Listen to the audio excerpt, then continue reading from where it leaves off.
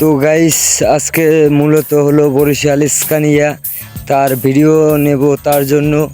তো ভিতরে কিভাবে কি দেখবো তার জন্য আবার অফিসে পারমিশন নেওয়া লাগে। তো সচরাচর উঠতে দেয় না গাড়িতে, তো পরিচয় দিছি পর তারপর উঠতে দিছে, তারপর ভিডিও করলাম। তো ভিতরের সাইডটা এত সফট সিট, পুরো বিমানের সিটের না খান, সিটগুলো অনেক সুন্দর। তো আমি অফিসে যাইয়া আবেদন করছি ভিডিও করার পারলে বাস্তবারে ছাড়ার জন্য। তো তারপর তারা ফোন দিল ড্রাইভারকে, তারপর ড্রাইভার আইসা গেট খুলে দিল আমাকে, তারপর আমি ভিতরে উঠলাম। তো বিষয়টা হইলো সিটগুলো অনেক সুন্দর সব। আর একটা জিনিস হইলো এই যে দেখেন খেয়াল করে, যে ড্রাইভার যে থাকে জায়গায়, ওই জায়গা থেকে 1 ফুট পরিমাণ উপরে উঠেন না সিটগুলো। আর সিটগুলো বিমানের নান সব সিস্টেম এল স্টারিং অনেক নিচুতে বসে চালায়, মানে অনেক সুন্দর একটা গাড়ি, যা বইয়াও মজা আর চললেও মজা। যেহেতু বরিশাল স্কানিয়া এটাই ভাড়া বাড়তি, এই সোহাগ স্কানিয়া এটাই। তো এই বাহির হব এখন। তো এই সব কিছু ভিতর তো দেখাইলাম, বাহির হব।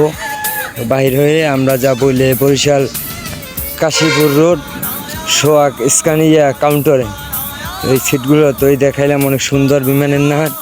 তো এখন কাউন্টারে যাব, দেখি।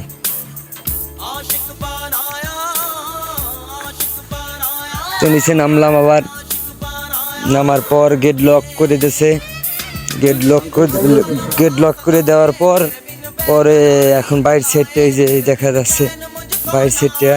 পরে এখন যাব আমরা অফিসে মূলত, কারণ যেহেতু তারা পারমিশন দিয়েছে, তোলার গেট খুলে দিয়েছে ড্রাইভার আইনে ফোন দিয়ে ভিডিওর জন্য। তো এই হলে কাশীপুর রোড সোহাগের অফিস।